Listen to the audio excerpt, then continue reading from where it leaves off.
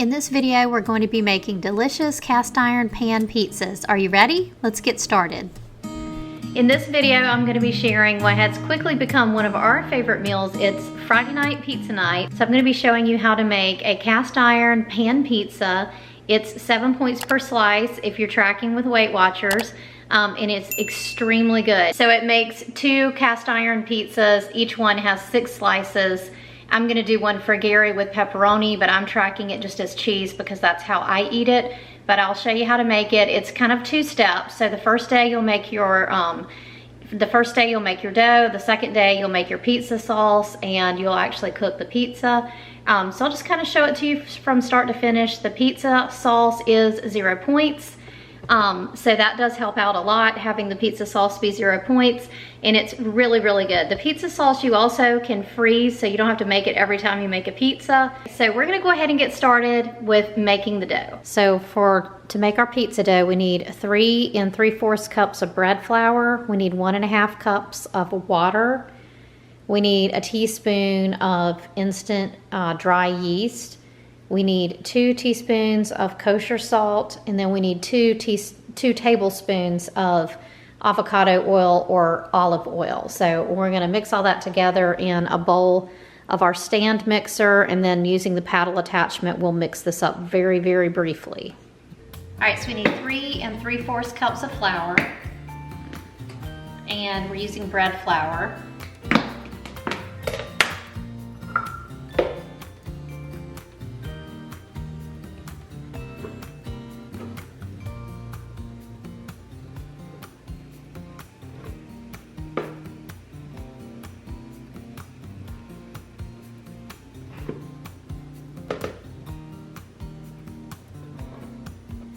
Okay, then we need 1.5 cups of water, and you want it to be room temperature. We need 2 teaspoons of kosher salt.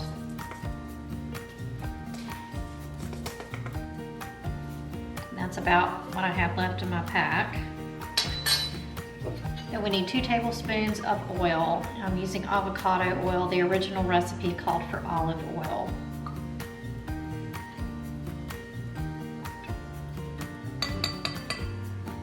So what we're trying to do is mix it just until it all comes together. It's literally like 30 to 45 seconds, and we want to do it where it's just a shaggy ball.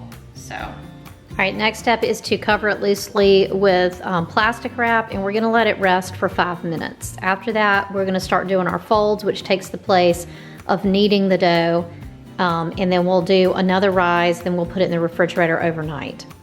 Okay, now it's been 5 minutes.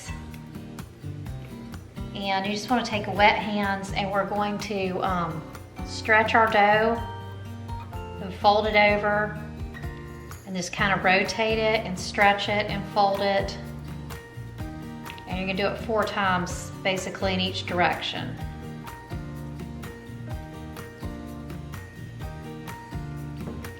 And then we put it back in the bowl and cover it up.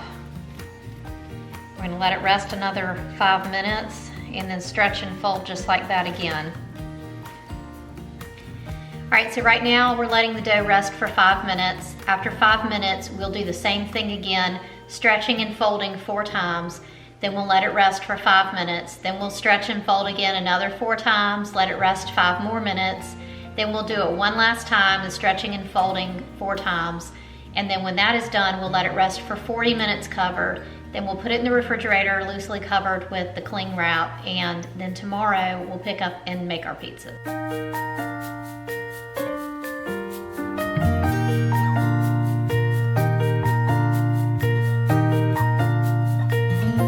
This is the last round, then we're gonna let it sit for 40 minutes, and then after that we'll put it in the refrigerator overnight.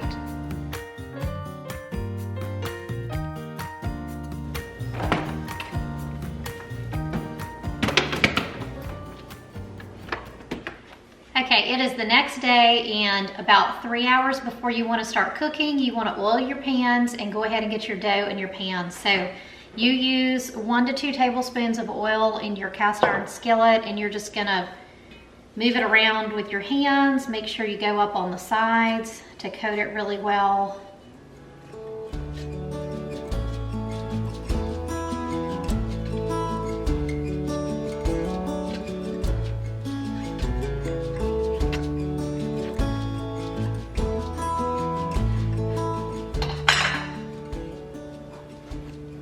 So you're going to divide your dough between your two pans. I usually try to stretch it out just a little bit before I put it in, because it does want to kind of pop back to where it was, especially while it's cold like this. All right, you're just going to want to put it down and get it into the oil, then flip it over so that there's a little bit of oil on both sides. Then you're just going to kind of take your fingers and start pressing it out towards the edges. And it's normal for it to kind of want to push itself back towards the center while it's cold like this. But we'll just do the best we can, and then we'll come back to it. We'll let it rest for 15 minutes and come back and try again.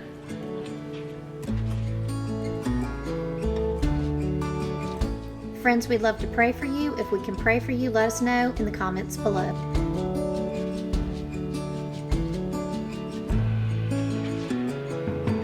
All right, so at this point, this is where we are. My dough is really, really cold, and it's gonna need to rest. We're gonna let it rest for 15 minutes, and then we're gonna come back and start stretching it out to the corners of the pan. If we need more time after that 15 minutes, we can do it a third time. I usually don't have to do it a third time, but I almost always have to do it a second time. All right, it's been 15 minutes. We're gonna work on our dough a little bit more. The goal is just to get it pressed out into the corners of the pan or to the edges. And you'll find that as you let it sit, it becomes a lot easier to work with.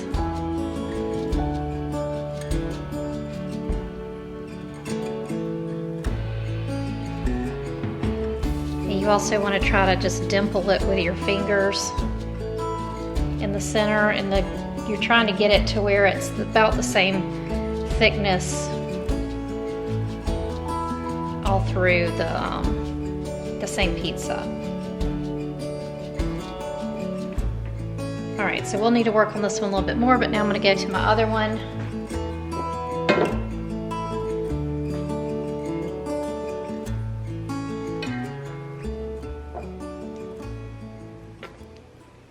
All right, so we're almost there on both of these. What I'm gonna do now is work on my sauce, and then I'll do these again after that, and we'll be ready.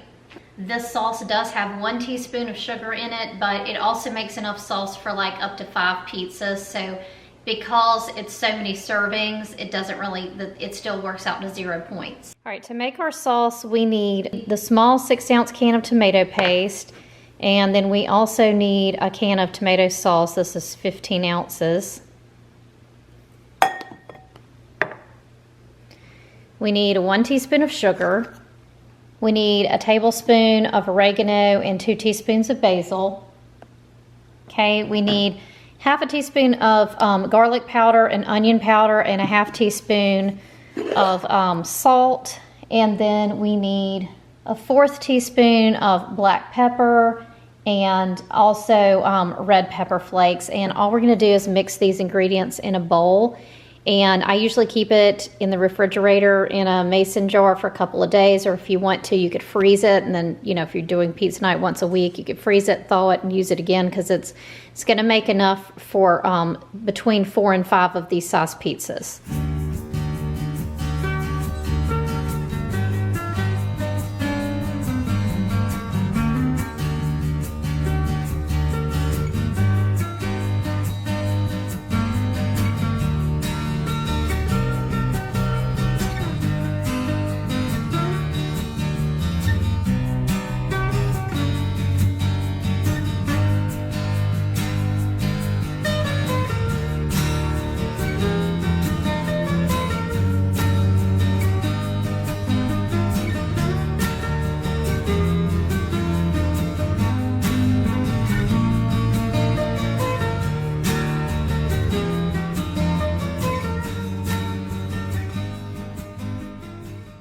All right, our sauce is made, so I'm gonna go ahead and work on my dough again and just try to get it all the way to the edges.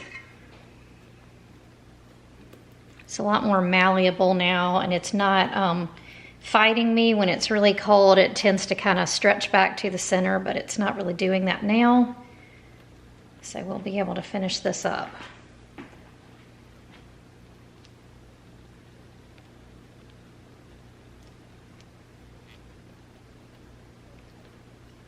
Okay, so at this point we've got our dough ready. I'm gonna cover it with some more saran wrap, and you also could use a tea towel for that.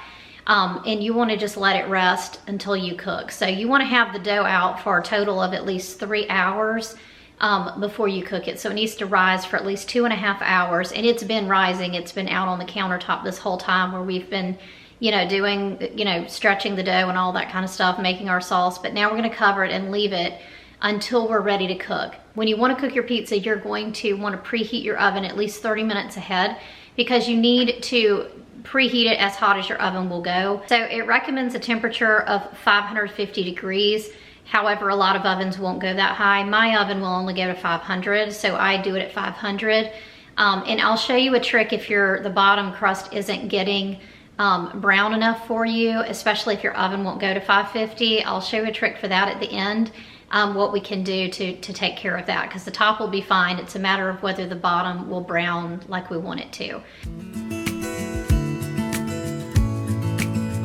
Okay, I'm preheating my oven. Like I said, my oven only goes up to 500. It does take a long time to get it to preheat, so start at about 30 minutes before you want to cook your pizza. My dough is now ready. It's risen and looks pretty good. Definitely is all the way to the edges. I've got my toppings ready, so I'm going to use this part skim mozzarella cheese. This is 2 cups, so I'm just going to split it between the pizzas, putting 1 cup on each one. I'm gonna use a tablespoon of Parmesan cheese on each one, and then on the one that Gary's gonna eat, I'm also gonna add some pepperoni. You can add whatever toppings you want.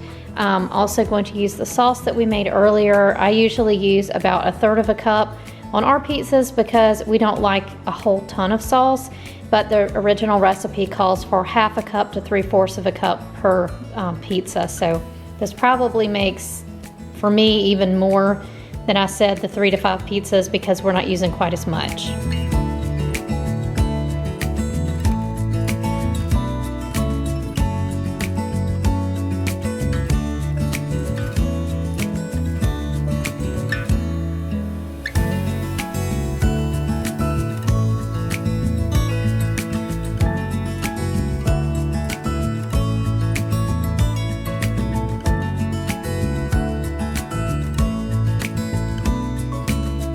Probably use more like 1.5 cups of cheese between the 2 pizzas.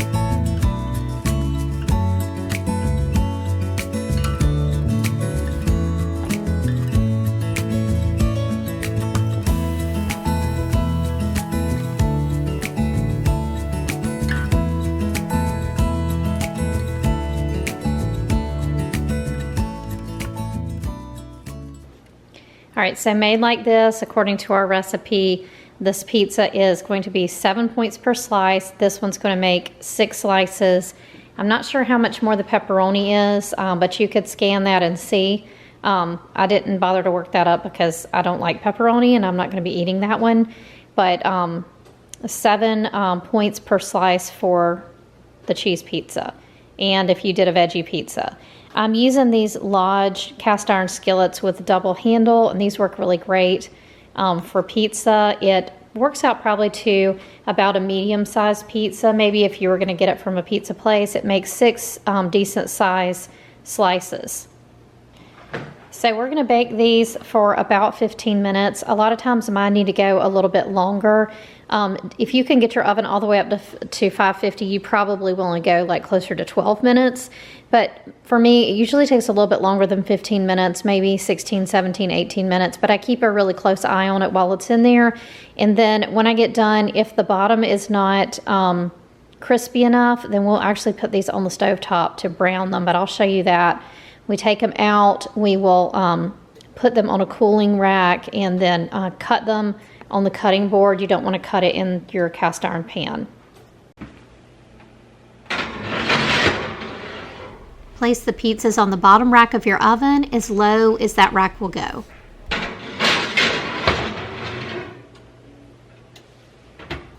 All right, so I just kind of set it up where I've got a place to put each of the skillets. I've got a rack for them to cool, and then a cutting board. You're also going to need a metal spatula as well as a knife to go around the edges, and then a pizza cutter. And we'll cut the pizza on our cutting board instead of in the cast iron skillet. All right, it's been 13 minutes. My cheese pizza looks done, so I'm going to go ahead and take it out. I think they both look done.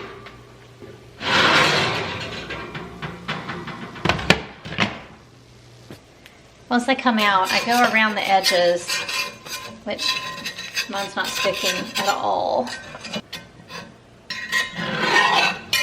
And we're looking to make sure that the bottom's a nice golden brown. I would like to have it a little bit more golden brown than that, so I'm gonna heat it up on the stovetop, and that really takes care of it and makes it really perfect. If you don't mind it not being quite as done, I'm gonna see if I can get this on camera. All right, so this one's less done. So definitely I want to let this go on the stovetop. Now the reason for this is because my oven doesn't go up to 550. If your oven does go up to 550, you should be fine. So I'm just going to turn my stovetop on medium heat on both of these burners. And usually it only takes a few minutes, maybe 3 to 5 minutes at the absolute most. And while you're doing this, you really want to make sure you keep a good close eye on it, because it goes from not done to done very quickly. And as you saw, the cheese pizza was really not far from being ready. All right, so our pepperoni is done now. It's nice and brown on the bottom where before it was kind of white. The cheese one's almost there, and that took 2 minutes. All right, this one's done now too. I'm trying to get it where you can see it. Nice and golden brown on the bottom, just how we want it. Ooh,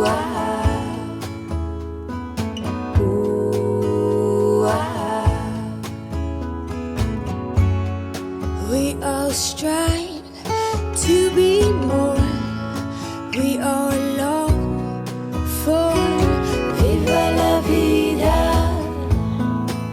Around the corner I'll meet ya, a bit lighter and freer. I'm so happy to see ya. I hope y'all try this delicious homemade pan pizza. I hope you enjoyed this video. If you liked it, please give it a thumbs up. We'll see you next time. Bye.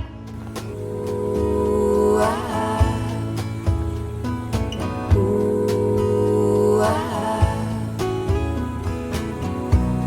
we long for viva la vida. Around the corner I'll meet ya.